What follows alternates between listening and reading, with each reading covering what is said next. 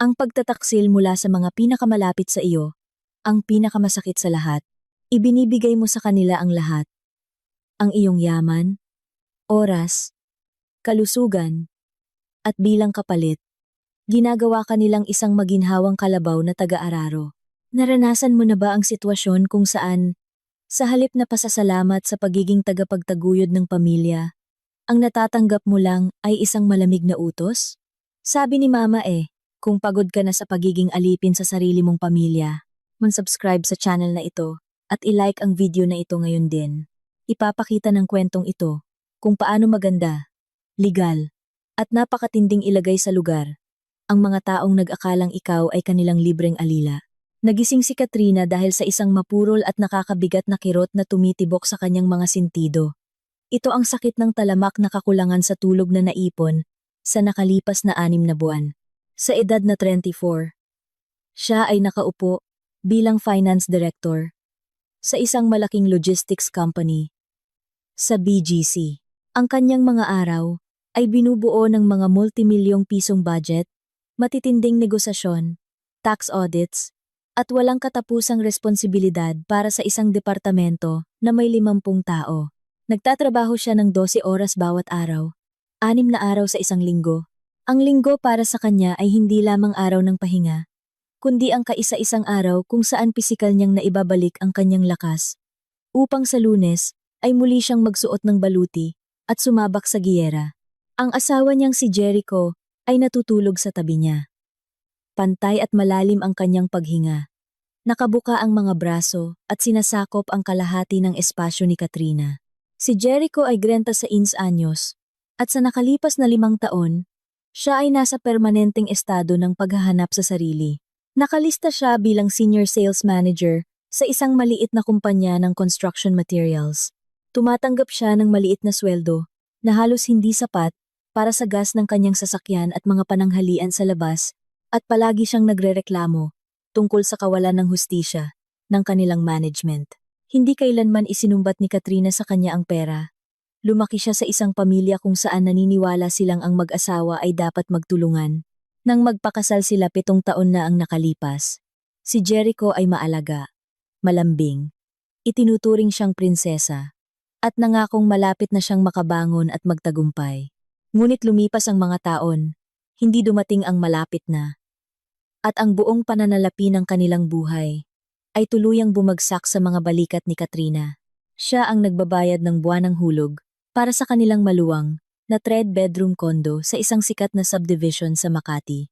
Siya ang bumibili ng groceries, nagbabayad ng kuryente, tubig, insurance, at mga bakasyon nila.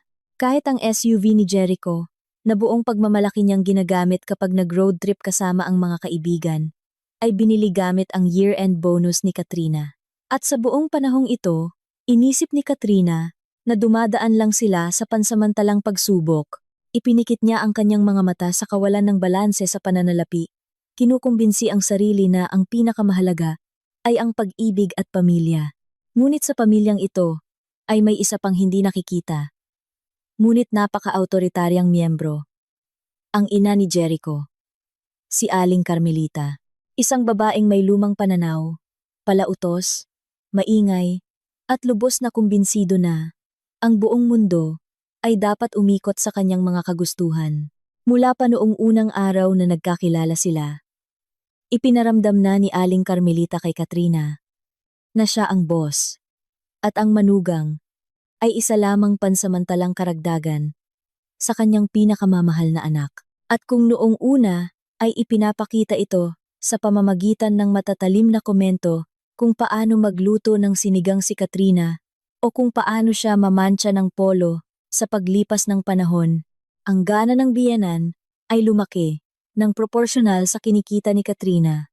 Nang mga ilangan si Aling Carmelita ng pagpapaayos ng kanyang bahay, lumapit si Jericho kay Katrina na may maamong mukha at sinabi, "Kat, nahihirapan na si Mama na tumira na puro sira ang dingding. Pamilya tayo, kailangan natin siyang tulungan. Babayaran kita kapag nakuha ko na ang komisyon ko." Walang komisyong dumating, at ang renovation ay nagkakahalaga kay Katrina ng 1.5 milyong piso. Pagkatapos ay nagkaroon ng dental implants Para kay Aling Carmelita, karagdagang 250,000 piso. Sumunod ang bakasyon sa isang wellness resort sa Boracay, pagbili ng mga bagong muebles, pagpapalit ng mga tubo ng tubig. Sa tuwing nangyayari ito, iisa lang ang sinasabi ni Jericho, isang pariralang kalaunan, ay nagdulot ng pagkibot ng ugat sa inis ni Katrina. Sabi ni Mama kailangan niya ng tulong, at nagbayad si Katrina.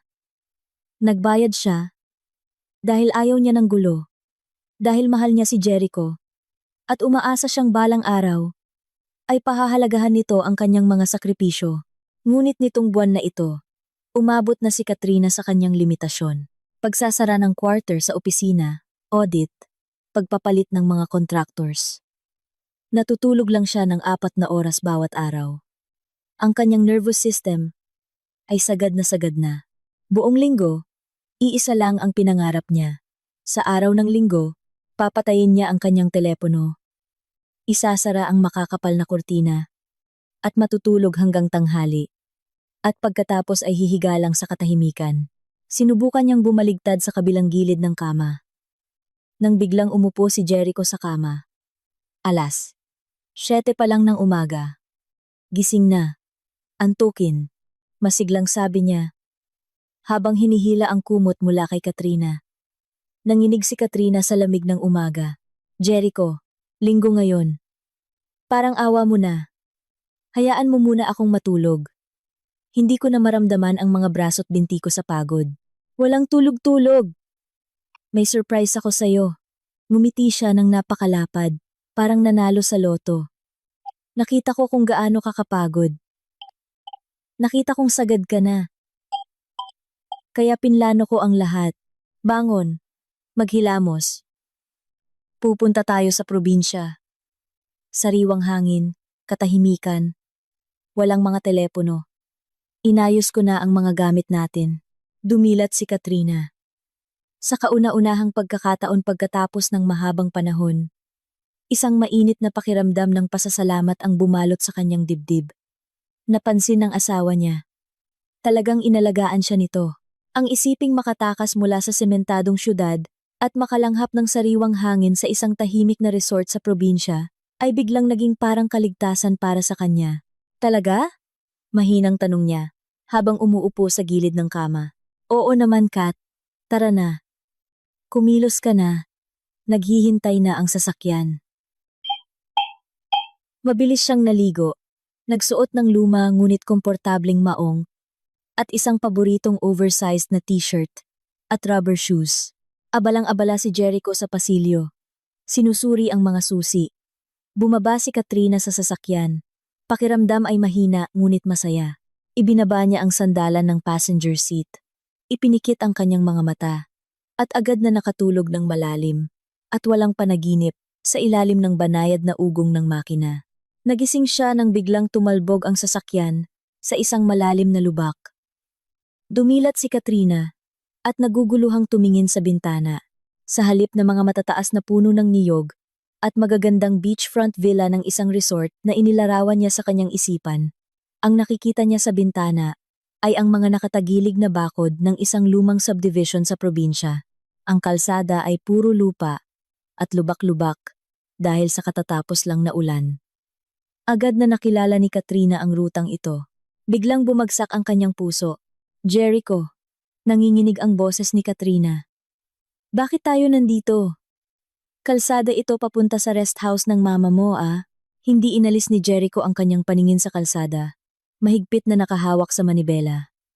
Wala na sa kanyang mukha ang masayang ngiti kaninang umaga. Mukha siyang tensyonado. Oo. Pupunta tayo kay mama. Sabi mo magbabakasyon tayong dalawa. Nangako ka ng katahimikan. Kat, magpapahinga naman tayo Kabilin-bilinan lang ni mama na dumaan tayo.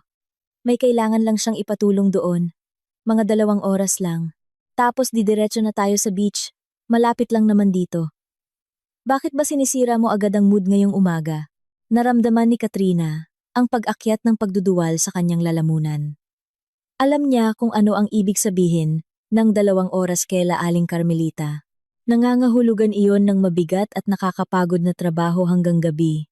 na sinasabayan ng walang katapusang pangaral tungkol sa kung gaano kamali ang hawak ni Katrina sa asarol at kung gaano siya kasamang mag-alaga sa anak nito. Jericho, ibalik mo ang sasakyan. Matigas na utos ni Katrina. Hindi ako magtatrabaho sa bukid ngayon. Wala akong lakas. Sumasakit ang likod ko. Gusto kong umuwi. Kat, huwag kang mag-inarte. Inis na sagot nito habang tinatapakan ng silinyador. Nandito na tayo. Anong sasabihin ko kay mama? Na ang asawa ko ay isang prinsesa na hindi kayang tulungan ang sarili niyang biyenan. Makakalanghap ka ng sariwang hangin. Makakapag-inat-inat. Makakabuti ito sayo. Kaysa nakakulong ka lang sa opisina mo buong araw. Hindi nasisikatan ng araw. Biglang pumreno ang sasakyan sa tapat ng pamilyar na berdeng bakod na tuklap-tuklap na ang pintura. Nakaupo lang ng tahimik si Katrina. Ayaw niyang bumaba. Pakiramdam niya ay nalinlang siya. Pinagtaksilan sa oras na pinakamahina siya. Sa sandaling iyon, bumukas ang gate. Nakatayo sa pintuan si Aling Carmelita. Inasahan ni Katrina na makikita niya itong nakasuot ng lumang duster at bota, handa nang magtrabaho sa bukid. Ngunit, ang kanyang biyenan ay nakasuot ng isang mamahaling floral na kaftan dress na iniregalo mismo ni Katrina noong nakaraang kaarawan nito. May kumikinang na gintong kwintas sa kanyang leeg, at ang buhok niya ay bagong pasalon. Sa tabi niya sa gate ay maayos na nakasalansan ang mga instrumento ng pagpapahirap. Isang matalim na itak, mabibigat na kalaykay na bakal, isang malaking drum para sa basura, at 3 malalaking balde ng berdeng pintura, katabi ng mga matitigas na brush para sa pagpipintura. Pinatay ni Jericho ang makina at tumalon palabas ng sasakyan. Tumakbo papunta sa kanyang ina at hinalikan ito sa pisngi. Dahan-dahang binuksan ni Katrina ang pinto at humakbang sa basa at madamong lupa. Sariwa nga ang hangin. Ngunit ngayon, magandang umaga, ma. Aba, dumating na pala ang donyang taga-opisina. Tiningnan ni Aling Carmelita si Katrina mula ulo hanggang paa. At ngumisi na parang nangungutya. Mukha kang lantang gulay. Okay lang yan. Mapapa-ehersisyo ka ngayon. Babalik din ang kulay sa pisngi mo. Wala po akong balak magtrabaho ngayon. Ang boses ni Katrina ay mahina ngunit matatag. Sabi ni Jericho, magbabakasyon kami. Napapadyak si Aling Carmelita at tumingin sa kanyang anak.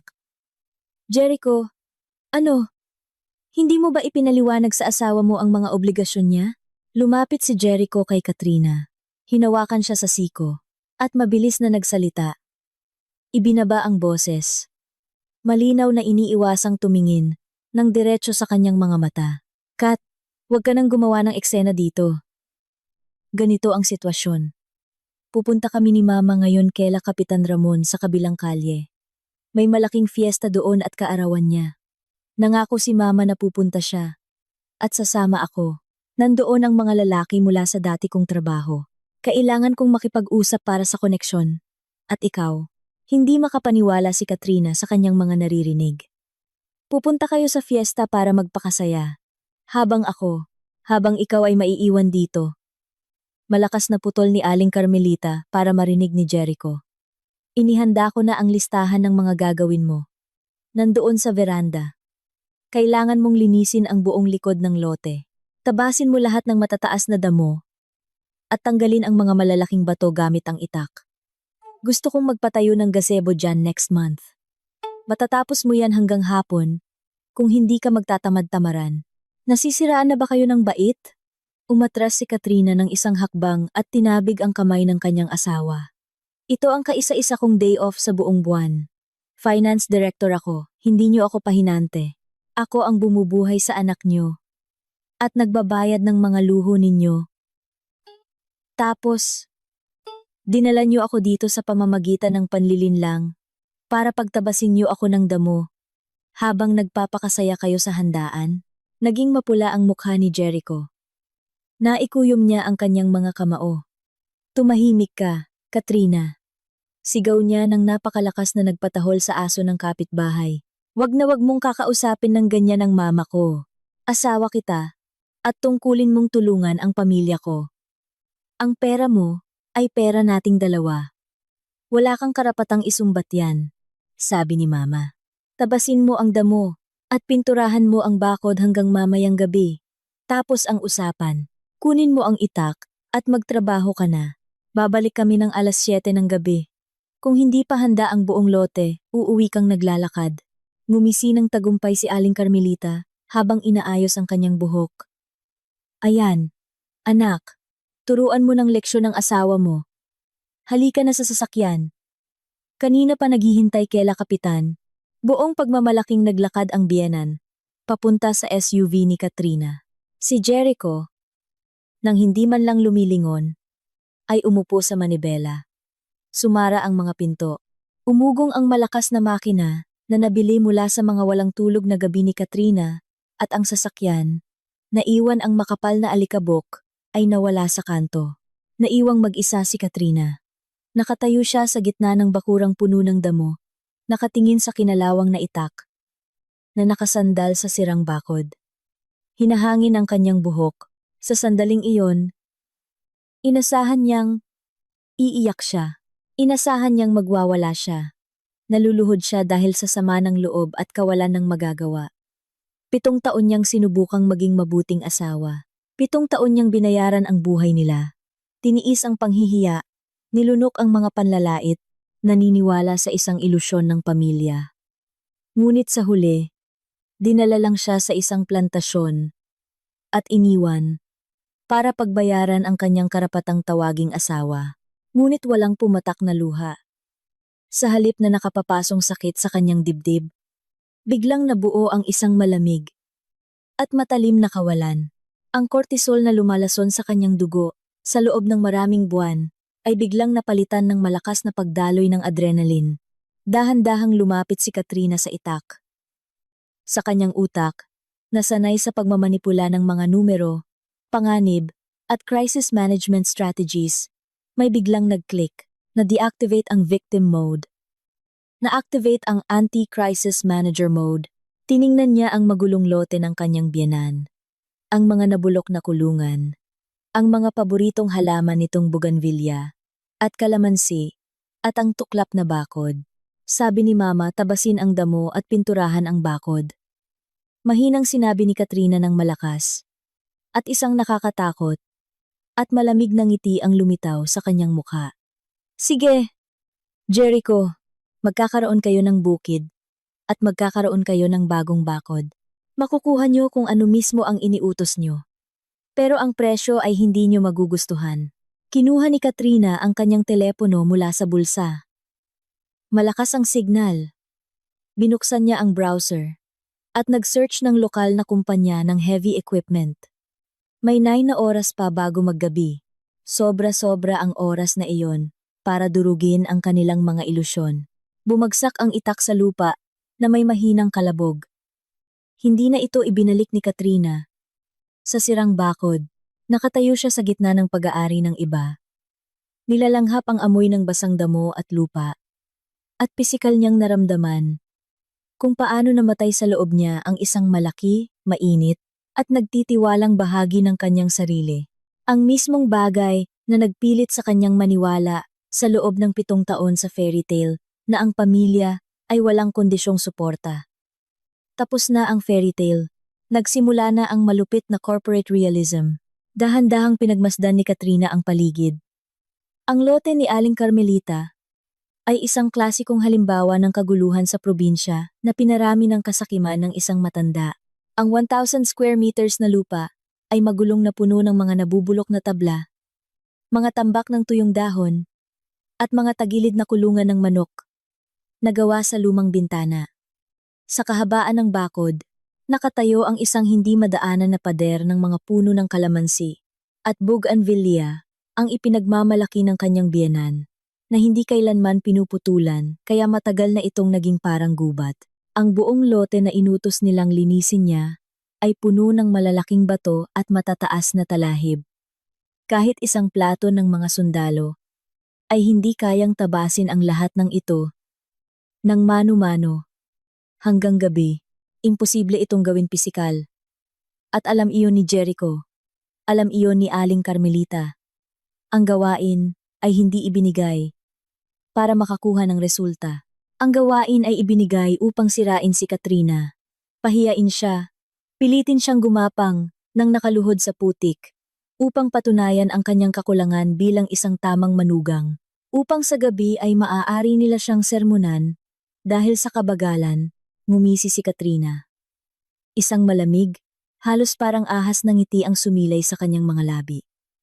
Sa logistics company, siya ay namamahala ng mga budget, nakatumbas ng pondo ng isang maliit na lungsod. Nagpapatupad siya ng malulupit na restructurings, nagtatanggal ng mga walang kwentang top managers, at isinasalba ang kumpanya mula sa pagkalugi. Siya ay isang pating sa negosyo na sa hindi malamang dahilan ay nakumbinsing sa bahay. Dapat siyang maging isang maamong tupa. Inilabas niya ang kanyang smartphone. 80% pa ang baterya. Sapat na para i-liquidate ang naluluging negosyong ito na tinatawag na kasal. Unang-una, binuksan ni Katrina ang browser at nag-search. Heavy equipment rental. Earth Moving Batangas Rush. Lumabas ang ilang links. Pinindot niya ang unang kumpanya na may mataas na rating. Nagring ito. Batangas Heavy Machineries. Hello po. Sagot ng isang inaantok na boses ng lalaki. Magandang araw. Kailangan ko ng heavy equipment sa lote ko. Ngayon din. Ang boses ni Katrina ay katulad ng tono niya sa mga board meetings. Kalmado. Maautoridad. Walang bakas ng pag-aalinlangan. Isang backhoe excavator at isang tractor na may araro. Ma'am, linggo po ngayon. Tawa ng dispatcher. Nasa site po lahat ng equipment. O kaya day off ng mga operator. Miyerkules pa po ang next na bakante. Babayaran ko ng triple. Madiing sabi ni Katrina. Plus cash bonus para sa mga operator. Direkta sa kamay nila. Kung nasa lote ko sila sa loob ng isang oras, babayaran ko ang kumpanya nyo via online bank transfer ngayon din, bilang garantiya. Bumagsak ang katahimikan sa linya. Malinaw na pinoproseso ng dispatcher ang impormasyon. Ang triple rate para sa isang araw ng excavator at tractor ay napakalaking pera. Address po? Tanong nito. Nagbago agad ang tono at naging seryoso. Binigay ni Katrina ang address ng subdivision. May equipment po kami sa kabilang bayan. Mga 40 minutes ang biyahe. Ano po ba ang gagawin? Pagbunot ng mga puno, paghuhukay, at total clearing ng buong lugar. Malamig na utos ni Katrina. Gibain ang mga lumang kulungan. Bunutin lahat ng halaman at puno, maliban sa isa na ituturo ko. Pagkatapos, araruhin ng malalim ang buong lote, mula bakod hanggang bakod, para ang matira na lang ay patag at nakabungkal na lupa. Kopya po. Gagawin namin. Isesend ko po ang bank details. Para sa down payment. Isang bagay pa. Pigil ni Katrina sa kanya. May mga tauhan ba kayong pintor na may air compressor at spray guns? Makakahanap po. Ano po bang pipinturahan? Kahoy na bakod sa harapan. Mga 30 meters. Kailangan itong balutan ng pintura. Nandito na ang pintura sa lote. Darating po ang mga tao. Maghintay lang po. Binaba ni Katrina ang tawag. Pagkalipas ng 1 minuto, dumating ang text na may bank details. I-transfer niya ang halaga, nakatumbas ng 3 buwang sweldo ni Jericho, para kay Katrina. Ito lamang ang presyo ng kalayaan, at isang dekalidad na psychological release. Lumapit siya sa hagdanan ng maliit na bahay. Pinagpag ang alikabok sa isang lumang kahoy na upuan. At naupo. Unti-unting umiinit ang hangin. Sumisilip ang araw sa pagitan ng mga kulay abong ulap. Ngayon, oras na para sa pananalapi. Binuksan ni Katrina ang app ng kanyang premium bank, ang kanyang payroll account, mga savings, time deposits, at investment portfolios. At sa gitna ng lahat ng yaman na ito, ay may isang supplementary card na nakalink sa kanyang main account, ang card na nakapangalan kay Jericho. Ang mismong card na ginagamit nito pambayad sa kanyang mga business lunch. Gas para sa SUV. Regalo sa kanyang mama. At inuman. Kasama ang mga kaibigan. Ang mismong card na malamang ay ginamit niya ngayong umaga. Pambili ng lechon at alak para sa Fiesta Kela Kapitan. Pinindot niya ang icon ng card. Lumabas ang menu. At ang button na block. Hiningi ng system ang dahilan. Nawalan ng tiwala, isip ni Katrina. Pero pinili niya ang standard na compromised card. Kumurap ang screen. Naging pula ang status. Access denied. Limit 0 PHP. Sunod ay ang kanilang joint savings account. Binuksan nila ito 2 taon na ang nakalipas. Kunwari ay para mag-ipon, para sa pagpapatayo ng sariling bahay. Buong pagmamalaking naghulog si Jericho ng kanyang unang 10,000 piso doon. At simula noon, ay masaya na niya itong kinalimutan. Ang lahat ng iba pang hulog daan-daang libong piso bawat buwan, ay ginawa ni Katrina. Ngayon, ang account ay may laman na 4,500,000 PHP. Ito ang kanyang safety net. Hindi na nagpaka-sentimental si Katrina. Binuksan niya ang app ng bangko. Ang account ay may laman na 4,500,000 PHP. Bilang finance director, alam niya ang limitasyon ng online transfers kapag linggo. Hindi niya maililipat ang lahat ngayon, kaya pinili niya ang isa pang opsyon. Pinindot niya ang report fraudulent activity at freeze account. Kumurap ang screen. Account temporarily locked. Walang makakagalaw ng pera. Lalo na si Jericho, hanggang sa pumunta si Katrina mismo sa branch bukas ng umaga para ilipat lahat sa personal account niya. Ngunit hindi pa iyon sapat. Alam ni Katrina na lahat ng luho ni Jericho ay naka-charge sa isang supplementary credit card na nakalink sa pangunahing account niya. Binuksan niya ang banking app, hinanap ang card profile ni Jericho, at pinindot ang block supplementary card. Limit 0 PHP. Mula sa segundong ito, ang asawa niya ay isa ng pulubi. Wala ng access. Wala ng libreng pera. Ibinalik ni Katrina ang telepono sa bulsa ng kanyang maong. Biglang naging napakagaan ang kanyang paghinga, na parang isang mabigat at nakakasakal na corset na isinuot niya ng 7 taon, ay biglang napunit. Tumayo siya mula sa upuan at naglakad papunta sa storage shed sa likod ng bahay. Ang shed ay nakasara gamit ang isang malaking padlock, ngunit alam ni Katrina na palaging itinatago ni Aling Carmelita ang reserbang susi sa ilalim ng isang basag na tisa, malapit sa tubo ng tubig. Ito ang kanyang dakilang sikreto, na palaging pinagtatawanan ni Jericho. Tinulak ni Katrina ang tisa, kinuha ang malamig na susing bakal, at binuksan ang padlock. Tumili ang mga bisagra. Sa loob ay amoy langis ng makina, tuyong lupa, at lumang kahoy. Binuksan ni Katrina ang switch. Sa ilalim ng madilim na bumbilya, tumambad ang pangunahing kayamanan ng rest house na ito, ang mga kagamitan. Palaging nagrereklamo si Aling Carmelita tungkol sa kanyang kalusugan, kaya si Katrina, para mapadali ang buhay ng biyenan at ni Jericho, ay binili ang mga pinakamagandang equipment sa isang sulok. Kumikinang sa kulay pula ang isang brand new na Husqvarna riding lawnmower. Binili ito ni Katrina noong nakaraang taon, sa halagang 350,000 piso. Dahil nahihirapan na raw si Aling Carmelita magtulak ng ordinaryong lawnmower. Sa tabi nito ay isang malaking Yamaha gasoline generator, binili para sa mga brownout, na nagkakahalaga ng 200,000 piso. Sa mga estante ay maayos na nakasalansan ang mga asul na kahon ng Makita tools, drills, grinders, power saws. Sa kabilang sulok ay may isang professional Karcher water pump at isang malakas na pressure washer na ginagamit ni Jericho tuwing weekend para linisin ang kanyang SUV. Muling nilabas ni Katrina ang kanyang telepono, binuksan ang email, at hinanap ang mga pangalan ng brand.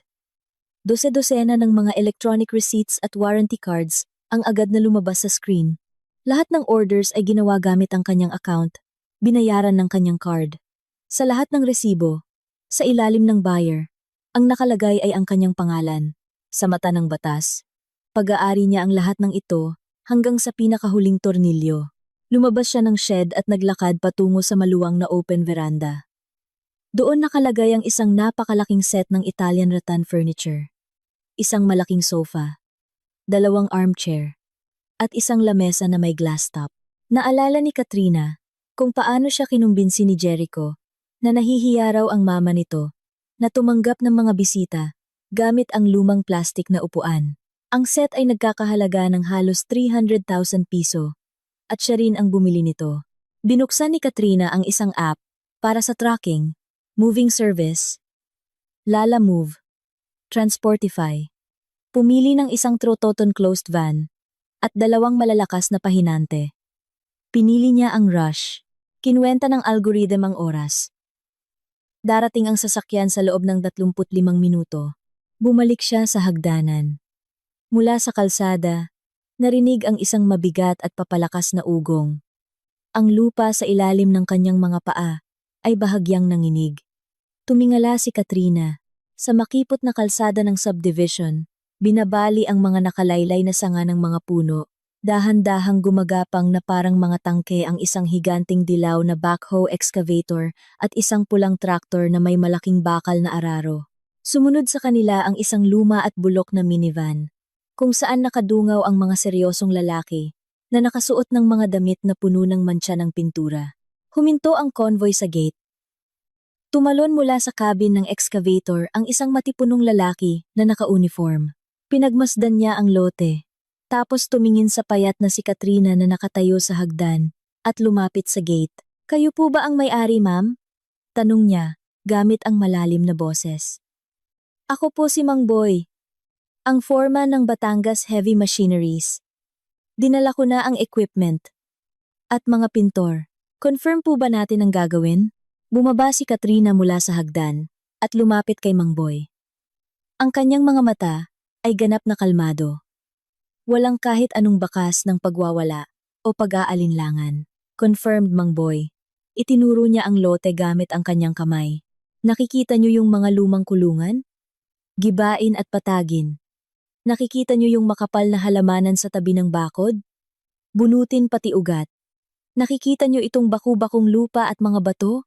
"Opo, ma'am." Tango ng foreman, nakapikit ng bahagya, kailangang dumaan ang traktor dito. Nang paulit-ulit hanggang sa ang buong teritoryong ito ay maging isang perpektong patag na itim na lupa. Parang pagtataniman ng mais. Walang matitirang kahit isang halaman, kahit isang kulungan, walang kahit anong landscape design, puro payak at nakabungkal na lupa lang. Napakamot ng ulo si Mang Boy sa ilalim ng kanyang sombrero. "Mabilis lang to gamit ang makina." "Ma'am, mga 2 oras lang." "Sure po ba kayong gigibain lahat? Yung lumang puno ng mangga dun, oh." "Pati ba yon? Iwan nyo ang puno ng mangga." Malamig na utos ni Katrina. "Ang iba, durugin nyo. At yung mga pintor, sabihin mo iset up na nila ang compressor ngayon din. Ayun ang 3 balde ng pintura. Ang bakod ay dapat pinturahan ng napakakapal, hanggang sa tumutulo na ang pintura." "Kopya po, ma'am." Ngisi ni Mang Boy. Malinaw na naiintindihang nasasaksihan niya ang isang matinding paghihiganti. Ngunit walang balak magtanong pa. Lalo't triple ang bayad. Kumaway siya sa kanyang mga tao. "Paandarin nyo na. Gibain lahat yan." Umugong ang malakas na diesel engine ng excavator. Ang mabigat na makina ay kumalantog at dahan-dahang gumapang papasok sa lote. Nagiiwan ng malalim na marka ng gulong. Sa basang lupa, tumabi si Katrina. Pinapanood kung paano umangat ang bakal na braso nito sa ibabaw ng kinakalawang na istruktura ng kulungan. Sa isang nakakabinging kalabog, ibinagsak ng excavator ang bakal na bucket nito sa unang kulungan. Ang kahoy ay nabali na parang mga tuyong posporo sa ilalim ng bota. Ang makinang tumitimbang ng ilang tonelada ay madaling winalis ang istruktura. Tinipon ang mga labi sa isang basurang tumpok at walang awang dinurog sa ilalim ng mga tracks nito ang mga halaman na buong pagmamalaking tinatawag ni Aling Carmelita na elite hybrid plants niya. Bahagyang yumanig ang lupa sa ilalim ng mga paa ni Katrina. Agad na napuno ang hangin ng makapal at mabigat na amoy ng basang lupa, alikabok ng kahoy, at nakakapasong usok ng diesel. Nakatayo si Katrina sa hagdan ng bahay. Nakahalukip-kip, walang kahit anong pahiwatig ng kalungkutan, pag-iyak, o pagsisisi sa kanyang mga mata. Tanging isang malalim at pisikal na kasiyahan, habang pinapanood kung paano mabilis, madali, at propesyonal na winawasak ang mga bagay na itinayo sa loob ng maraming taon, gamit ang kanyang dugo, pawis, at bank account. Kasunod ng excavator, umarangkada papasok sa lote ang pulang traktor. Sumunod sa senyas ni Mang Boy. Ibinaba ng operator ang mabigat na bakal na araro. Kumadyot ang traktor, umungol, at sumugod paharap, binibiyak ang matigas at parang sementong lupa na iniutos ng kanyang biyenan na bungkalin niya ng mano-mano. Binaligtad ng araro ang malalaking bloke ng itim na lupa. Ibinabaon sa ilalim nito ang mga ginawang taniman, mga natirang tuyong dahon, at mga damo. Paulit-ulit na dumaan ang traktor, mula bakod hanggang bakod. Sistematiko at walang awang sinira ang anyo ng bakuran. Samantala, inabot na ng excavator ang pangunahing ipinagmamalaki ng biyenan. Ang makapal na halamanan ng bougainvillea at kalamansi kung saan madalas manguha ng bunga ang matanda. Para ipagmalaki sa mga kapitbahay, bumaon ang bakal ng ngipin ng excavator sa pinakaugat ng mga halaman. Narinig ang malakas na pagputok ng nababaling kahoy. Walang awang binunot ng excavator ang mga halaman nang buo mula sa lupa, kasama ang malalaking ugat at tipak ng putik. At itinapon ang mga ito sa tumpok ng basura. Si Mang Boy, ang foreman na nakasuot ng maduming uniform, ay nakatayo sa gate habang patuloy na naninigarilyo. Paminsan-minsan ay nagbibigay ng maiikling senyas sa mga operator. Sa kanyang karanasan, marami na siyang nakitang mga kakaibang kliyente, mga mapaghiganting kapitbahay, mga nagsiselos na asawa na naghahati ng ari-arian. Ngunit ang sobrang lamig na babaeng ito na nakasuot ng mamahaling damit, tahimik at hindi gumagalaw habang pinapanood ang kabuuang pagbura ng lote mula sa mapa, ay nagbigay sa kanya ng matinding respeto. Walang sigawan, walang drama, puro malinaw na utos at malaking bayad lang. Sa gilid ni Katrina, narinig ang matinis na tunog ng umaandar na air compressor. Hindi nag-aksaya ng oras ang mga pintor. Binuksan nila ang mga balde ng matingkad na berdeng pintura. Ang mismong binili ni Aling Carmelita, na nakasale hinaluan ito ng sobra-sobra ng pinakamurang paint thinner at isinalin sa mga lalagyan ng spray guns. Nagtrabaho ang mga pintor ng mabilis at padaskol, tulad ng inaasahan sa isang rush na trabaho. Ang malakas na buga ng pintura na may high pressure ay tumama sa mga lumang kahoy na bakod. Wala silang pakialam kung matalsikan ang mga haliging semento, ang mga bisagra ng gate o ang damo sa ibaba. Basta't naglakad lang sila sa gilid ng bakod. Binabalot ito ng makapal at kemikal na layer ng kulay berde.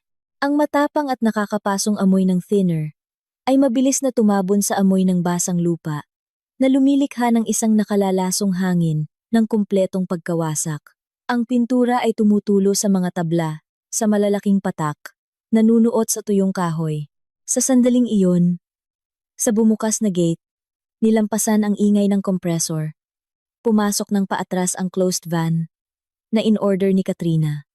Sumara ang mga pinto ng cabin. Bumaba ang dalawang malalaking lalaki na pahinante. Rush order po na lipat gamit. Sigaw ng head mover. Oo. Kalmadong bumaba si Katrina at lumapit sa kanila. Hindi pinapansin ang putik na tumatalsik mula sa mga gulong ng makina. Kailangan nating magtrabaho ng napakabilis. Hourly ang bayad nyo. Pero kung matatapos nyo lahat sa loob ng 40 minutes, dadagdagan ko ng 50% ang tip nyo. Nagkatinginan ang mga pahinante at sabay na tumango na appreciate ang business style ng kliyente. Mabilis silang pinangunahan ni Katrina papunta sa bukas na shed kung saan nakatago ang mga kagamitan. Kukunin niyo lahat ng ituturo ko. Matigas na utos niya. Malinaw ang bawat salita. Umpisahan natin sa malalaking equipment. Ilabas niyo yung Husqvarna riding lawnmower. Dahan-dahan. Mabigat yan. Huwag niyong gasgasan ng plastic. Susunod, kunin niyo yung Yamaha gasoline generator. Nandoon sa dulong sulok sa ilalim ng trapal. Mabilis na kumilos ang mga lalaki. Ang pulang kumikinang na mini tractor, kung saan gustong-gustong magpa-picture ni Aling Carmelita para i-post sa Facebook upang ipagmalaki sa mga kapitbahay ang kanyang status, ay itinulak papasok sa madilim na likod ng truck. Sumunod doon, umuungol sa bigat, binuhat ng mga pahinante ang 100 kilong generator. Ngayon, yung mga power tools. Sistematikong itinuro ni Katrina ang mga metal shelves. Sinusuri ang mga electronic receipts sa kanyang smartphone. Kunin niyo lahat ng blue cases nang makita. Drills, grinders, cordless jigsaw, at yung set ng wrenches. Pati yung Karcher water pump. Tanggalin niyo sa tubo at dalhin sa truck. At yung pressure washer, yung dilaw na may mga nozzle. Kunin niyo pati mga hose, extension cords, at yung mga mamahaling langis. Tahimik at napaka-episyenteng nagtrabaho ang mga lalaki. Hinahakot ang mabibigat na kahon at makina papunta sa van. Nakatayo si Katrina sa pinto ng shed at malamig na pinapanood ang proseso. Sa kanyang isipan, malinaw ang plano. Wala siyang iiwan kahit isang tornilyo o wire kay Jericho at sa ina nito na binili gamit ang pera niya. Gusto nilang magtrabaho siya gamit ang kanyang mga kamay? Tinuturing nila siyang kalabaw? Pwes. Ngayon, kailangan na nilang gawin ang lahat gamit ang sarili nilang mga kamay nang walang tulong ng mga binili niyang premium equipment. Mabilis na nawalan ng laman ang shed. Inilalantad ang mga maalikabok na istante at maruming sementadong sahig. Lahat na sa shed. Tapos na, sabi ni Katrina nang ilabas ng mga pahinante ang huling kahon ng mga tornilyo. Ngayon, pumunta tayo sa veranda. Lumapit sila sa maluwang na extension ng bahay na ginagawang rest area. Ang Italian rattan furniture set. Itinuro ni Katrina ang malalaking muebles. Yung malaking L-shaped sofa, 2 armchair, at yung center table. Isakay lahat. Ilagay niyo ang mga unan sa garbage bags para hindi madumihan. Mabigat yung salamin ng lamesa, ma'am. Babala ng head mover habang sinusuri ang mesa. Kailangan po nating balutin ng bubble wrap o plastic para hindi mabasag sa biyahe. May plastic wrap sa truck nyo. Balutin nyo. Huwag lang kayong mag-aksaya ng oras. Mabilis na binalot ng mga pahinante ang salamin ng mesa at binuhat ang mga mabibigat na muebles papunta sa truck. Ang veranda, na kaninang umaga lang, ay mukhang lounge ng isang mamahaling resort at kinaiinggitan ng lahat ng kapitbahay, ay biglang naging isang walang laman at maalikabok na espasyo na may tuklap-tuklap na pintura sa sahig. Sa isang iglap, nawala ang artipisyal na karangyaan ng rest house na iyon na pinondohan ng pera ni Katrina, bumabalik sa tunay nitong orihinal na estado. Isang pangit at lumang istruktura sa isang napabayaang lupa. Unti-unting nawala ang ingay ng mga makina. Ang pulang traktor, matapos ang huling daan sa may dulong bakod, ay pinatay ang malakas na makina nito. Ibinaba ng excavator ang walang laman at puno ng putik na bucket nito sa lupa, tumigil sa pagbuga ng usok. Dahan-dahang naglakad si Katrina, papunta sa gitna ng lote, at pinagmasdan ang resulta. Ito ay isang perpekto, tumpak, at parang operasyong pagwasak. Ang buong lote ay naging isang ganap na patag, itim, at malalim, na nabungkal na bukid. Walang naiwang nabulok na kulungan, walang garden, walang kahit isang puno ng kalamansi. Ang buong teritoryo ay na-clear to zero. Tanging ang nag-iisang lumang puno ng mangga na ipinaubaya ni Katrina, ang nakatayong nag-iisa sa gitna ng parang buwang tanawing ito, para lalong bigyang diin ang antas ng pagkasira. Ang basang itim na lupa ay nakabaligtad na. Ginawang isang hindi madaanang putikan ng lupa at mga tinagpas na ugat. Natapos na rin ng mga pintor ang kanilang trabaho. Ang bakod sa harapan ay nakatayo ngayon na mapang-asar na matingkad, toxic neon na berde, at basang-basa ng sariwang pintura. Mula sa ilalim na mga tabla hanggang sa nayapakang damo, patuloy na tumutulo ang malalapot na berdeng patak. Ang matapang na amoy ng kemikal ay napakabigat, kaya nakakairita na ito sa lalamunan. Lumapit si Mang Boy kay Katrina na may mabibigat na hakbang. Hinubad niya ang kanyang maalikabok na sombrero, pinunasan ang kanyang noo gamit ang manggas, at pinagmasdan ang ginawa nila. Tapos na, ma'am. Tulad ng inutos nyo, patag hanggang 0. Wala kaming itinirang kahit isang ugat. Ang bakod, 2 patong ng pintura. Siguradong bukas pa. Yan matutuyo. Muling tiningnan ni Katrina ang gawa ng kanyang mga makinarya. Isang napakalamig na kapayapaan ang bumalot sa kanya. Tinanggap ko na ang trabaho, Mang Boy. Ginawa niyo ng perpekto ang misyon. Wala akong reklamo. Inilabas ni Katrina ang telepono at binuksan ang bank app. Nilawanagan ng malamig na screen ang kanyang mukha. Nag-transfer siya ng napag-usapang halaga sa Batangas Heavy Machineries at hiningi kay Mang Boy ang GCash o bank number nito para sa tip. Heto Mang Boy, bonus para sa mga tauhan mo dahil sa bilis at kawalan ng mga walang kwentang tanong. Pinakita ni Katrina ang screen ng successful transfer. Napasipol ang seryosong foreman nang makita ang laki ng halaga. Maraming salamat po Ma'am Katrina. Napakasarap niyong katrabaho. Ibinulsa ni Mang Boy ang kanyang mga kamay. Pinirmahan ko na po ang Certificate of Completion sa ibabaw ng hood ng sasakyan. Gaya ng hiningi niyo. Isang kopya sa akin, isa sa inyo. Kinuha ni Katrina ang makapal na papel, kung saan sa ibabaw ng mga nakaprint na salita tungkol sa equipment rental, ay may malaking sulat kamay ng foreman, gamit ang asul na ballpen. Ang buong lote ay ganap na na-clear at naararo hanggang 0. Ang bakod sa harapan ay pininturahan ng 2 patong. Walang reklamo sa kalidad ng gawa. Pagkalipas ng 10 minuto, ang convoy ng mga heavy equipment na nag-iwan ng makapal na usok at malalaking tipak ng putik ay lumiko at nawala sa kalsada ng subdivision. Sumunod sa kanila ang minivan ng mga pintor at ang closed van na magdadala ng Italian furniture, bagong generator, at lahat ng premium na kagamitan pabalik sa syudad. Isang nakakabingi at patay na katahimikan ang bumalot sa lote. Binabasag lamang ng manakanakang huni ng ibon at ng tuloy-tuloy na pagtulo ng sariwang berdeng pintura sa lupa. Lumapit si Katrina sa kanyang SUV, binuksan ang trunk, at kumuha ng isang makapal na clear plastic envelope at isang heavy-duty construction stapler na palaging kasama sa toolkit ng sasakyan niya.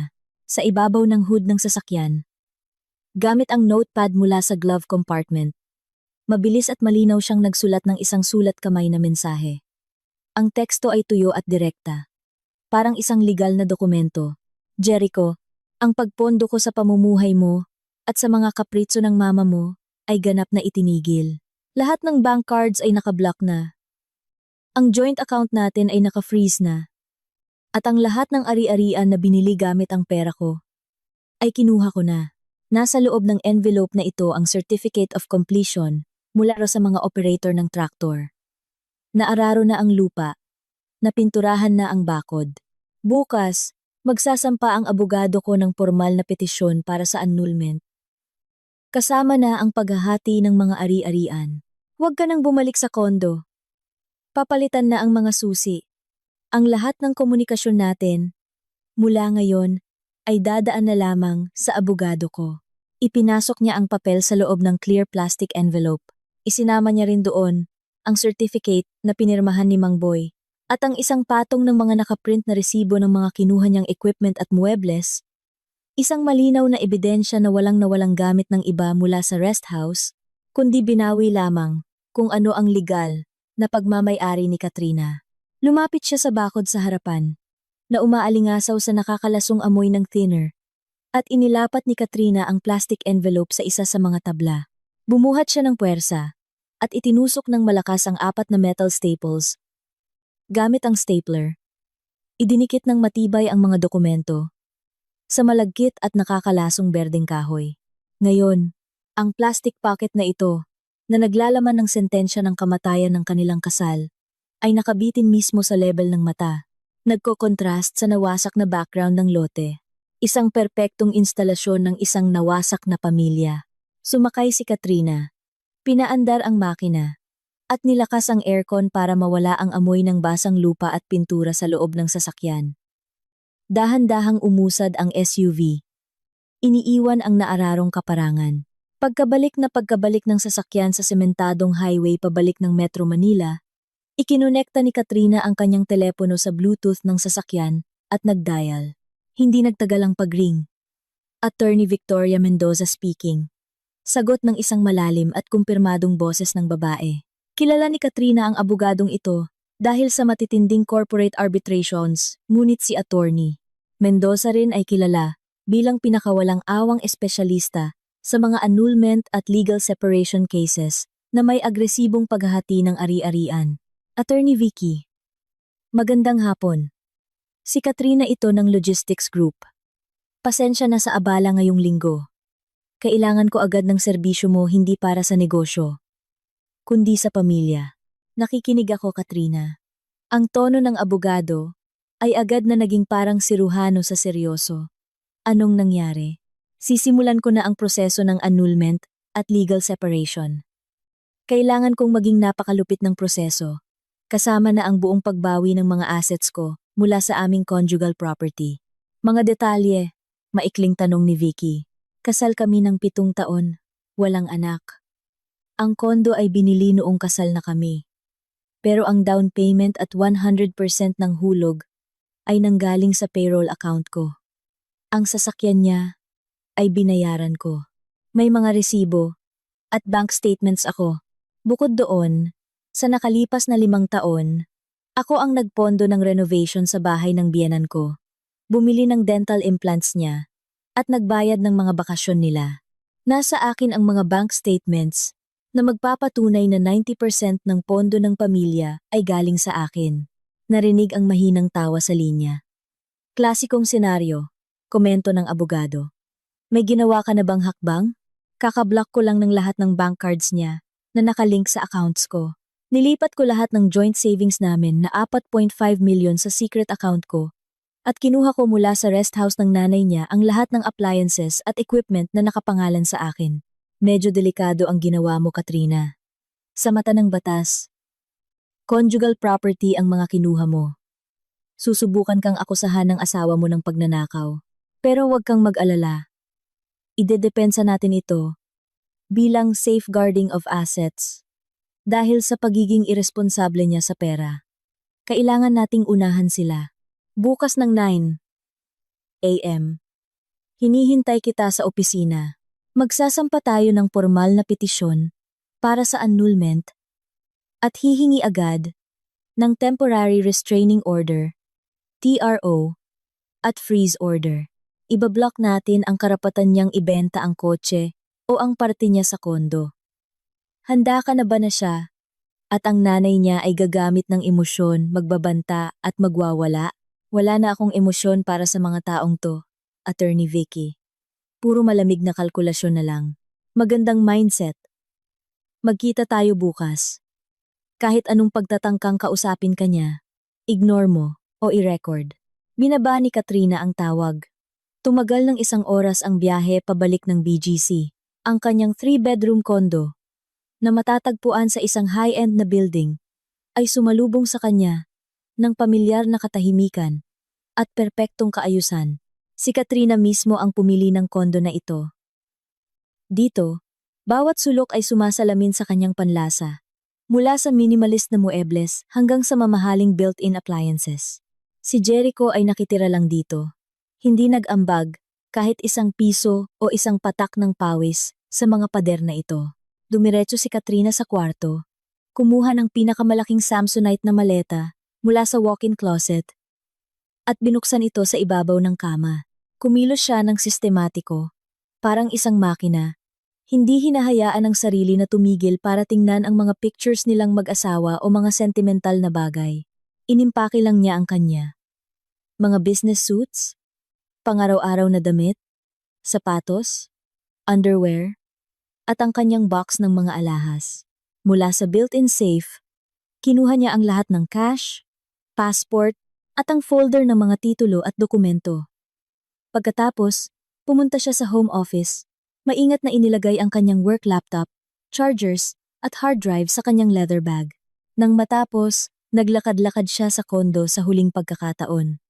Sa Black Marble Island counter sa kusina, ay nakatayo ang mug ni Jericho na may kalahating kape mula kaninang umaga.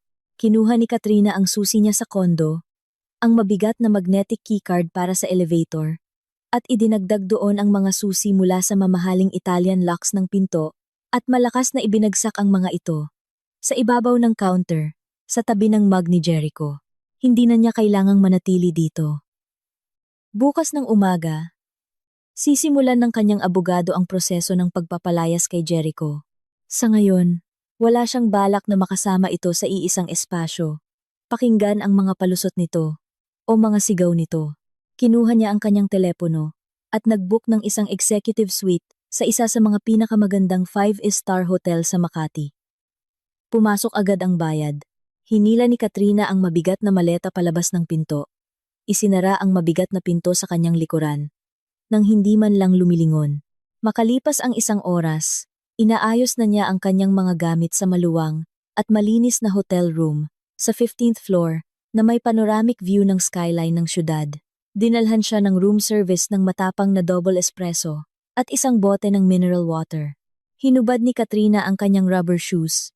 Nagpalit ng puting bathrobe ng hotel at naupo sa malambot na leather chair sa tabi ng malaking bintana. Humigop siya ng mainit at mapait na kape. 7:30 na ng gabi ang orasan sa dingding. Nangako sina Jericho at Aling Carmelita na babalik sila sa rest house ng 7:00. Kalahating oras na ang nakalipas. Inilapag ni Katrina ang kanyang telepono sa glass table. Nang nakaharap ang screen pataas, hindi niya ito papatayin. Gusto niyang makita kung paano mag-uumpisa ang paghihingalo ng mga ito. Kung paano guguho ang kanilang komportable at nakasanayang mundo. Napilit nilang niyurakan gamit ang kanilang maruruming bota. Nakaupo siyang tahimik. Pinapanood ang paglubog ng araw. At naghintay. Habang patuloy na lumalapit ang orasan sa 7 p.m. sa kwarto ni Katrina, dumampi na ang araw sa horizon. Binabalot ang syudad sa pulang liwanag. Nakaupo si Katrina. Nakatitig sa screen ng smartphone niya. Alam niya kung ano ang nangyayari doon. Milya-milya ang layo sa kanya. Sa mga oras na iyon, lumiko ang dark blue na SUV ni Jericho sa baku-bakong kalsada ng subdivision sa probinsya. Sa loob ng sasakyan, malakas ang tugtog ng masayang musika, at amoy na amoy ang lechon, sibuyas, at mamahaling brandy, na pinayagan ni Jericho ang sariling inumin. Bilang tagay kay Kapitan, sa katuwirang ang nanay naman niya, ang magmamaneho pabalik. May lisensya rin ito. Nakaupo si Aling Carmelita sa passenger seat, busog, masaya, at mapula ang mga pisngi. Hay! Ang saya ng handaan. Buntong hininga ni Aling Carmelita habang inaayos ang gintong kwintas niya. Nagbigay galang tayo kay Kapitan. At nakalanghap pa ng sariwang hangin. Ngayon tingnan natin kung anong ginawa ng ating Donya. Pupusta ako kahit magkano, anak. Baka hindi pa niya nangangalahati. Panigurado itinapon niya ang itak. At nagse-cellphone lang doon. Wala yan. Iinspeksyonin ko siya ngayon. Pipilitin ko siyang magtabas ng damo gamit ang flashlight hanggang gabi. Para matuto siyang sumagot-sagot sa ina mo. Ngumisi ng mayabang si Jericho habang inililiko ang manibela. Ma, wag mo namang masyadong pahirapan. Sesermonan lang natin ng konti. Para alam niya kung saan siya nakalugar. Tapos, uuwi na tayo. May mabigat akong araw bukas. May meeting ako sa boss. Lumabas ang sasakyan mula sa liko. At tumama ang ilaw ng headlights sa linya ng mga bakod. Tinapakan ni Jericho ang preno. Nang napakalakas kaya muntik nang humampas ang noo ni Aling Carmelita sa dashboard. Huminto ang SUV. Nag-angat ng makapal na alikabok. Ang tawanan at mayabang na usapan ay naputol sa isang segundo. Patuloy na tumutugtog ang musika sa loob, ngunit hindi na ito naririnig ni Jericho o ng kanyang ina. Pareho silang nanigas habang nakatingin sa windshield, sa lugar kung saan kaninang umaga lang ay nakatayo ang kanilang rest house. Ang unang sumampal sa kanilang mga pandama, nang buksan ni Jericho ang pinto gamit ang nanginginig na mga kamay, ay ang hindi matiis at nakakapaso sa matang amoy ng murang paint thinner. Ang bakod sa harapan, na iniutos ni Aling Carmelita, na pinturahan lang, ay kumikinang sa dilim sa kulay ng nakakalasong. Parang radioactive na neon green. Napakakapal ng pagkakapahid ng pintura, kaya nagkaroon ng mga puddle sa lupa, at ang mismong mga kahoy ay parang inilubog sa toxic waste. Ngunit ang tunay na nakakagimbal ay ang naghihintay sa kanila sa likod ng bakod. Hinihingal na bumaba si Aling Carmelita mula sa sasakyan at natitisod na tumakbo palapit sa gate. Tinulak niya ito at nanigas. Naglabas ng isang kakaibang sinasakal na tunog, parang hangin na lumalabas sa butas na gulong. Wala na ang lote. Wala na ang mga luma, ngunit paborito niyang kulungan. Wala na ang pinakaiingatang niyang mga halaman ng kalamansi, bougainvillea, at mangga. Wala na ang mga daanan at mga bulaklak. Mula bakod hanggang bakod, hanggang sa maabot ng kanilang paningin sa madilim na paligid, ang bumungad sa kanila ay isang napakapatag, itim, at patay na parang ng naararong lupa. Ang malalalim na marka, na iniwan ng mabigat na araro ng traktor, ay naging itim na tipak ng putik. Ang buong landscape ay binura, nawasak, at nginuya ng mga bakal na ngipin. Isang nag-iisang lumang puno ng mangga ang nakatayo sa gitna ng tanawing ito, parang monumento ng kanilang nawalang kapayapaan. Ang mga halaman ko. Bumagsak si Aling Carmelita ng paluhod sa mismong putik. Walang pakialam na nadudumihan ang kanyang mamahaling pantsuit. Inabot ng kanyang nanginginig na mga kamay ang itim na lupa na parang sinusubukang kapain ang mga bagay na wala na roon. Anong ginawa niya? Anong ginawa ng baliw na yon? Jericho? Hindi narinig ni Jericho ang kanyang ina. Taranta ang kanyang mga mata habang nililibot ang tingin sa buong lugar. Tumakbo siya papunta sa beranda. Walang laman. Nawala ang mamahaling Italian rattan furniture kung saan siya paboritong uminom ng beer tuwing weekend. Puro mga hubad na kahoy na lang.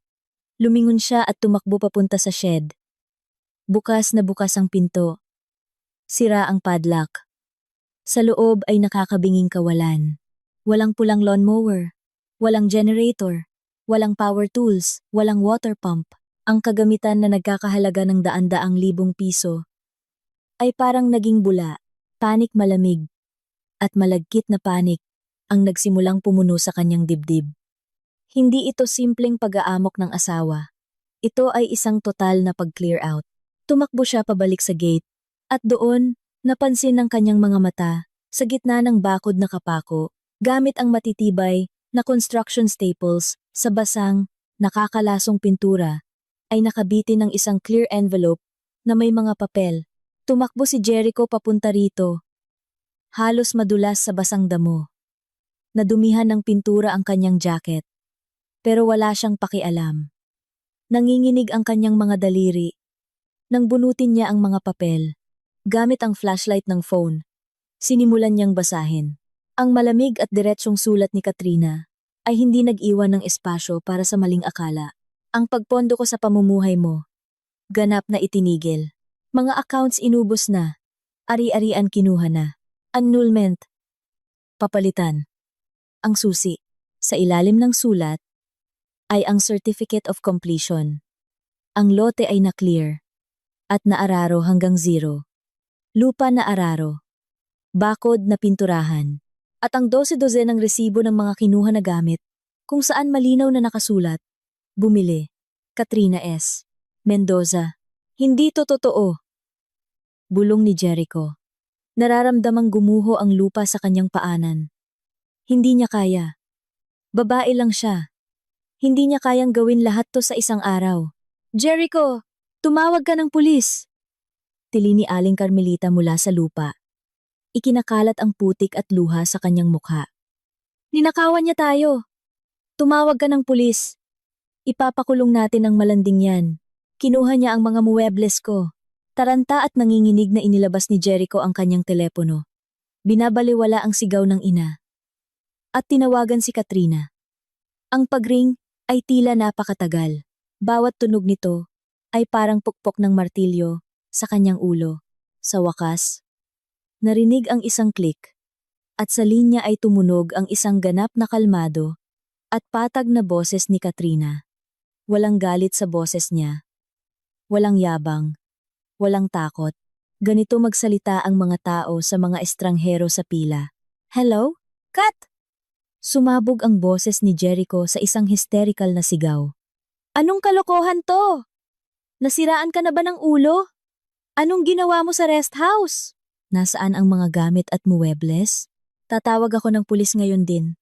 Naririnig mo ba ako? Tumawag ka, Jericho. Kalmadong sagot ni Katrina. Ang boses niya, na may background na ingay ng siyudad, ay tila nagmumula sa ibang dimensyon. Darating ang pulis, at ipapakita mo sa kanila ang mga resibo na iniwan ko dyan sa bakod.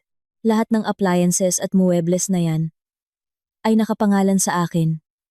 At binili ng pera ko. Kinuha ko lang ang mga personal kong ari-arian. Para hindi masira. Tungkol naman sa rest house. Hindi ba inutos ni mama mo? Nalinisin ko ang lote at pinturahan ang bakod. Sinunod ko ang utos niya. Kumuha ako ng mga propesyonal. Ang certificate of completion ay nandyan sa envelope. Walang reklamo. Ang lupa ay naararo. Hanggang 0. Winasak mo ang buong lote. Binunot mo ang mga halaman ni mama. Nakahiga siya rito sa putik. Malapit na siyang atakehin sa puso. Ikinalulungkot ko kung nasakta ng aesthetic feelings niya mula sa isang dekalidad na trabaho sa agrikultura. May malamig na ironya sa boses ni Katrina.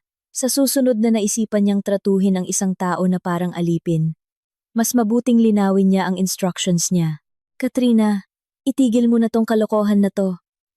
Nabasag ang boses ni Jericho. Ang panik ay nagsimulang tumagos sa kanyang galit. Bigla niyang na-realize ang ibig sabihin ng nasa sulat. Anong ibig mong sabihing inubos ang mga account? Wala kang karapatan. Pera nating dalawa yon. Ang sweldo ko. At ang sweldo mo, Jericho, ay natatapos tuwing kinsenas sa mga bar kasama ng mga barkada mo. Matigas at masakit na putol ni Katrina sa kanya. Sa joint account natin, ang nandoon ay ang pera ko, 4.5 million na kinita ko sa pamamagitan ng pagpupuyat ko, ng stress ko, at ng kalusugan ko. Pina-freeze ko na ang account na yun. Wala ka ng access. Ang mga credit cards mo ay blocked na. Ang supplementary credit card mo, isinara ko na, ng tuluyan. Idedemanda kita. Kukunin ko ang kalahati sa'yo. Conjugal property ang kondo. Magdemanda ka. Ang abogado ko ay si Attorney Victoria Mendoza. I-google mo ang rate niya. At kung gaano karami ang pinanalo niyang kaso. Bukas ng umaga, magsasampa siya ng freeze order para sa annulment at legal separation natin. Meron tayong 100% na solidong ebidensya. Lahat ng bank statements, lahat ng hulog sa bahay, nanggaling sa payroll account ko. Iko-consider ng korte ang napakahalaga mong ambag. Nakatumbas ng 0. At nga pala, Jericho. Wag na wag mong susubukang pumunta sa kondo. Naabisuhan na ang security ng building. Ang ID mo at pass ay cancelled na. Ang mga personal mong gamit ay ipapadala ko na lang via courier. Kapag nagbigay na ng go signal ang abogado ko. Hinihingal ng malalim si Jericho. Isinandal ang noo niya sa malamig na bakal ng sasakyan. Ang mundo niyang napaka-komportable, malambot, at ligtas kung saan siya ang hari. Dahil, sabi ni mama ay gumuho sa harap ng kanyang mga mata. Ibinabaon siya sa ilalim ng mga gumuhong bato. Kat! Sandali lang. Biglang nag-iba ang tono niya. Ang hysterical na boses ay napalitan ng nakakaawang takot at pag-ungol. Mag-usap tayo ng maayos. Sige, nagwala ka na. Sino bang hindi nagkakamali? Sumobra si mama. Inaamin ko.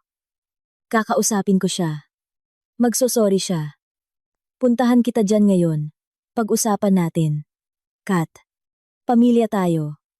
7 taon na tayong magkasama. Walang pamilya, Jericho. Bumagsak ang mga salita ng napakabigat na parang mga bato. Ang meron lang ay isang napaka-convenient na ATM machine na may kasamang libreng maid. Sira na ang ATM. Nag-resign na ang maid. Wala na tayong dapat pag-usapan. Mabuhay ka ngayon sa paraang kaya mong pondohan. Kasama ang mama mo gamit ang sarili mong sweldo. Paalam. Naputol ang linya. Narinig ang dial tone sa speaker. Ibinalik ni Jericho ang telepono mula sa kanyang tainga. At blangkong tinitigan ang namatay na screen. Anong sabi niya? Hirap na tumayo si Aling Carmelita mula sa putik at lumapit sa anak. Ang kanyang mukha ay baluktot sa galit. Ibalik niya ang pera. Babayaran niya ang nawasak kong lote. Dahan-dahang lumingon si Jericho at tiningnan ang ina. Sa unang pagkakataon sa buong buhay niya, ang paningin niya rito ay wala na ang nakasanayang pagpapasakop. Ang nandoon na lamang ay matinding kawalan ng pag-asa at isang malalim, lumalaking galit, hindi kay Katrina, kundi sa sitwasyon, sa kanyang sarili, at sa babaeng nakatayo sa harap niya. Magsasampa na siya ng annulment, ma. Garalgal niyang sabi. Kinuha niya lahat ng pera. Block na ang cards ko. Hindi na ako papapasukin sa kondo. Anong kinuha? Conjugal money yon. Nagtatrabaho rin naman ang anak ko. Sumigaw muli si Aling Carmelita. Wala yan. Kukuha tayo ng magaling na abogado. Kukunin natin lahat sa kanya. Pababagsakin natin siya. Tumawag ka ng abogado ngayon din. May pamangkin si Kapitan Ramon na abogado. Biglang tumawa si Jericho. Isang mapait at basag na tawa. Ang tawa ay nauwi sa ubo. Saan tayo kukuha ng pera pambayad ng abogado, ma? Iniwave niya sa harap nito ang plastic na card na kinuha niya mula sa kanyang wallet. 0 ang laman ng bank account ko. May 2,000 piso lang ako na cash sa wallet ko. Bukas. Wala man lang akong panggasolina ng kotse ko. Kinuha ni Katrina si Attorney Mendoza. Alam mo ba kung sino yon? Lalamunin niya tayo ng buo at hindi siya mabibilaukan. E di mangutang ka. Hindi sumusuko ang biyenan. Ayaw tanggapin na nawasak na ang kanyang perpektong universo. Wala akong credit history. Si Katrina ang nagbabayad ng lahat. Kahit sa mga lending apps, hindi ako pwedeng umutang nang wala siya bilang garantor. Sigaw ni Jericho na parang mababaliw na. Tapos na. Tapos na ang lahat. Naiintindihan mo ba? Gusto mong linisin niya ang lote? Ayan. Ni-level to 0 na niya. Kasama ang buhay ko. Dahil sa mga walang kwentang kapritso mo. Dahil kailangan mong magyabang sa mga kapitbahay. Naiwan ako sa kalsada. Na walang-wala. Tumalikod siya sa kanyang ina. Isinandal ang sarili sa basang at malagkit na bakod at dahan-dahan. Dahil hindi na niya kayang dalhin ang bigat ng sarili niyang katawan. Siyang napaupo sa basang at malamig na lupa. Ang nakakalasong berdeng pintura ay kumalat sa kanyang buhok at jacket. Ang amoy ng thinner ay sumusunog sa kanyang mga mata. Pinipilit ang mga luha na walang kontrol na tumulo sa kanyang mga pisngi. Nakatayo si Aling Carmelita sa tabi niya, litong binubuksan, at isinasara ang kanyang bibig, na parang isda, na itinapon sa dalampasigan. Sa kauna-unahang pagkakataon sa buhay niya, hindi umubra ang mga utos niya. Sa unang pagkakataon sa buhay niya, sinisigawan siya ng anak niya. Sinisisi siya sa mga trahedya nito. At sa kauna-unahang pagkakataon sa buhay nila, sa ibabaw ng kanilang naararo at nawasak na lote, may isang nakakabinging katahimikan, kung saan umaalingaw-ngaw ang pagbagsak ng kanilang parang linta na pamumuhay. Habang milya-milya ang layo mula roon, sa katahimikan ng isang marangyang kwarto sa hotel, nakatayo si Katrina sa harap ng malaking bintana. Ang siyudad sa gabi ay kumikinang na parang libu-libong ilaw, parang mga brilyante na nakakalat sa itim na pelos. Ang mga sasakyan sa ibaba ay parang maliliit na tuldok ng liwanag na gumagalaw sa walang katapusang ugat ng mga kalsada. Huminga siya ng malalim. Ang hangin sa kwarto ay malinis at presko. Walang anumang bakas ng kasinungalingan o pakiramdam ng konsensya. Kinuha niya ang telepono at binuksan ang messenger. Ang chat history nila ni Jericho. Isang swipe lang ng daliri sa screen. Block contact. Kinumpirma ng system ang desisyon. Ngumiti si Katrina sa kanyang refleksyon. Sa madilim na salamin ng bintana, hindi siya nawalan ng pamilya. Itinapon lang niya ang mga pabigat. Puno ang kanyang bank account. Ang kanyang karera ay patuloy na umaangat. At sa harap niya ay may buong buhay na naghihintay. Kung saan wala nang sinuman ang maglalakas loob na utusan siyang. Sabi ni Mama ang sakit, pagod, at kabiguan ay naiwan sa nakaraan. Ibinaon ng malalim sa ilalim ng makapal na patong ng itim na nabungkal na lupa sa isang malayong probinsya. Ang nasa hinaharap na lamang ay kalayaan perpekto, malamig, at lubos na nararapat sa kanya.